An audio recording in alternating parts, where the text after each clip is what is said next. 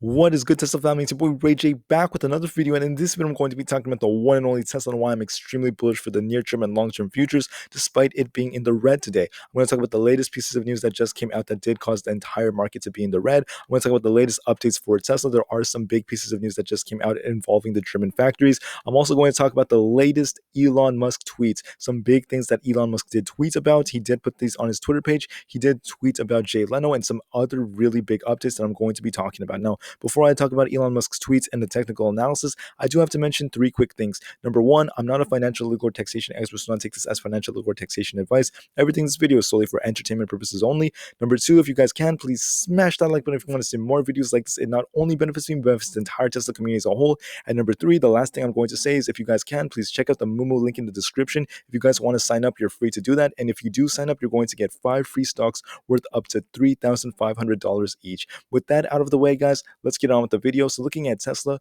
from the one-day chart, we are in the red, okay? Even though we are in the red, this is not Tesla's fault whatsoever. The entire market was in the red because of a piece of news that just came out. The Nasdaq's in the red, the SPY is in the red, Bitcoin has crashed, everything is in the red today. And that's not Tesla's fault, it's because of something that happened. So before I talk about the news, just look at what happened to Tesla. We start off at $1,108. We dropped to $1,080. Then we ran up again to $1,100. Then we dropped again. We were just bouncing back and forth, high volatility. But then we dropped at the very end to $1,080, which is where we have a support. And we were down at 3.05% for the day. So we did close in the red. If I bring up some Bollingers right over here, we can see that we touched the upper band a little bit, but for the most part, we were just significantly dropping, touching the lower bands back and forth and back and forth. It was pretty crazy. I mean, the market was basically reacting to a big piece of news that just came out. I'm about to show you that in 1 second. So check this out. It was reported that a new South African variant of the thing that happened from 2020 is really out there, and there are some concerns right now. So I'm not going to say the name of this thing for the YouTube algorithm for reasons like that, but I just want to put it out there that this is happening and there is a reaction by the overall market. Is this something to be concerned about? As of right now, it is a little concerning that this is existing because this did lead to more travel bans and things like that. It was reported by investors.com that the Dow Jones dropped 900 points on this new variant fears. It also led to Lucid and Rivian and Tesla and the entire market falling from Apple to Microsoft to the SPY. Everything crashed because of this. Now, what does this mean for Tesla? So what I do want you guys to note is that this is not necessarily something that I think is going to be the end of the world because the market tends to exaggerate when it reacts. You could see AMC, GME, Dogecoin, NEO, they're all down right now. But if you look at the NASDAQ, for instance, it's down over 2.23%. But the thing you have to remember about this is the fact that there is always going to be a bit of a response to some big piece of news, and it's often exaggerated at first glance, which means that very soon we should see a very green recovery very, very soon. This wasn't too concerning as there were travel bans and other things brought up, which led to concerns, but it's nothing to be too concerned about, in my opinion. I do think Tesla is going to bounce back next week, but I do want to talk about other indicators and what they actually are showing. So if I bring up the 6-month chart for Tesla and then bring up a MACD and the RSI real quick, check this out. Unfortunately, right now, the MACD did flip a little bit with the 9-day moving average, which means that we could trade a little bit sideways starting next week. But because we're down over 3.05% this week as a response to a piece of news, I must note that we should see some green early next week because this was a kind of like an exaggerated drop, so to speak. It was just a very emotional response. But because the MACD flipped with the 9-day moving average right here, you guys can see the red histogram. That means we could see a little bit of sideways action. Now, the reason I don't think it's going to be too bad is because of the RSI. The RSI is still holding up pretty strongly. I mean, 48.25 is not bad for other stocks, which means that Tesla has support. And I could actually try to chart this out using a Fibonacci real quick. Let me try to do that real quick. So if we look at the way Tesla has been moving, it's not necessarily bad. It's not bad because if I bring up this Fibonacci, we can see right here, we have quite a bit of support around this range, around 1066. We also have support around 1080. It's not showing that too well, but that my point is we have a lot of strong support, so we're not going to drop too low leading up to next week. We could trade a little bit of sideways, but I do think we're going to see more green than red, but it does depend on external pieces of news.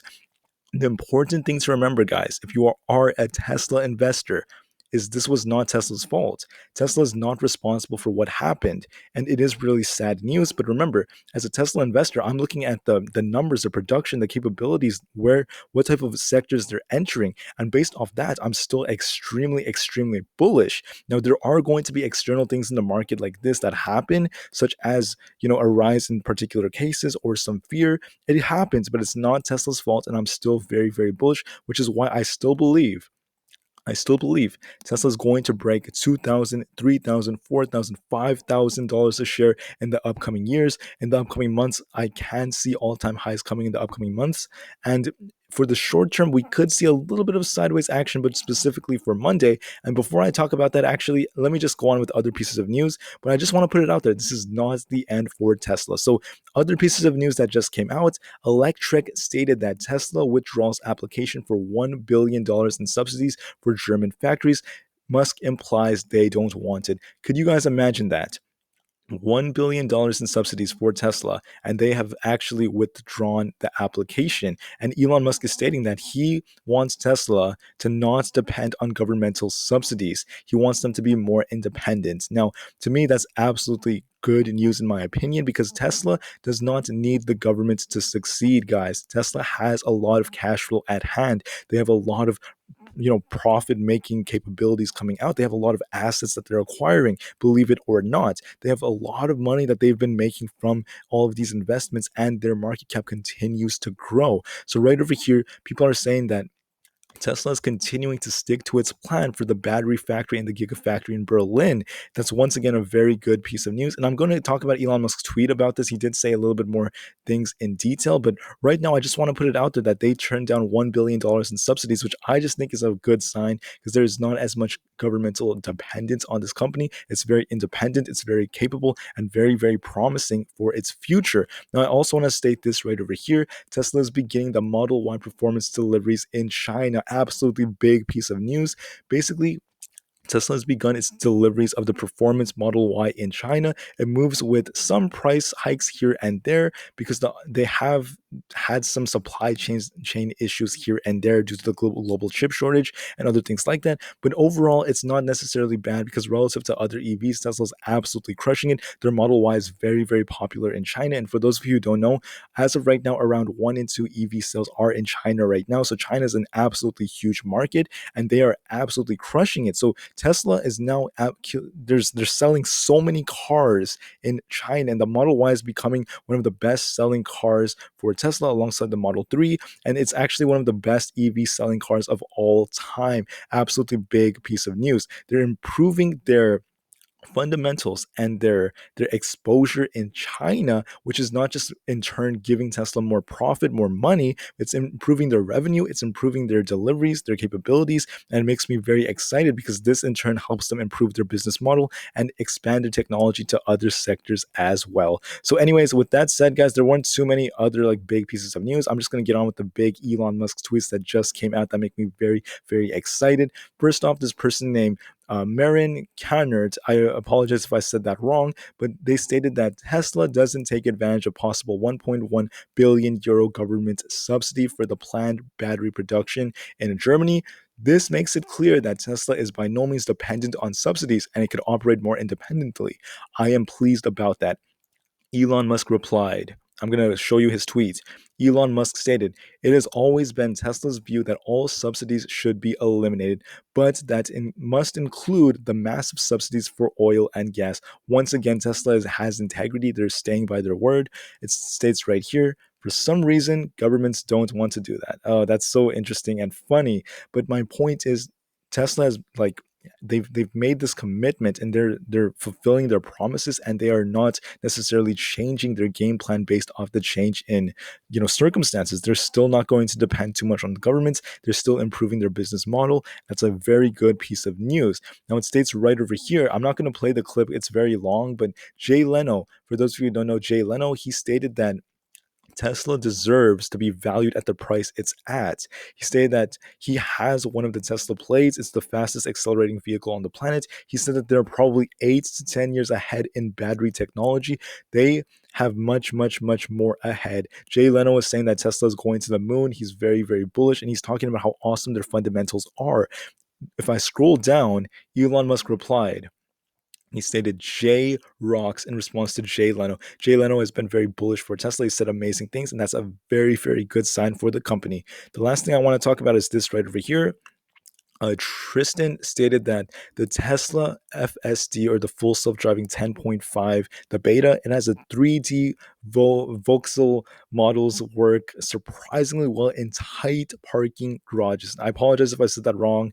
Anyways, rendering it is a bit harder though, since it captures the ceiling in a lot of spaces, but that's why in most of the clips from below, you could basically see the improvement it's making. Absolutely big piece of news. So at the end of the day, they are not having issues with pillars, but they're actually improving in parking in tight spaces. Absolutely awesome piece of news. Very, very good update. And Elon Musk stated this right over here, which is funny. He said, "Why watch it happen instead of making it happen?"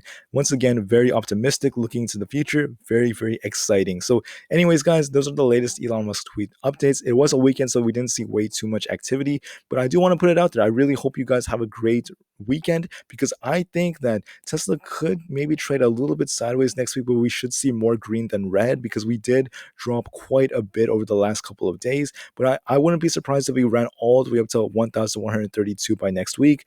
And once again, this is all hypothetical, because it does depend on the circumstances of our economy and the news. If there are more, pieces of FUD that come out, more, how should I say? I don't want to say the word, but like, and reports of increased cases or more variants of the thing, that could cause the overall market to be in the red, and that can affect Tesla. But theoretically, I don't think it's going to be too bad. I think that we're used to it, and I think that today was an exaggeration, the drop we have, and we should see some recovery next week. So I wouldn't be surprised if Tesla does begin to run up to about 1,132. I do think we're going to see some green on Monday and Tuesday. But once again, like I said before, I'm not 100% sure about what's going to happen in the short term, but I do know in the long term, this thing is easily going to see all-time highs, break 2,000, 3,000, 4,000, 5,000, so on and so forth. With that said and done, guys, thank you for listening. Have a great rest of the day, and I'll see you on the next one. Enjoy the weekend, enjoy the holidays, and get ready for Monday. Thank you, and peace out.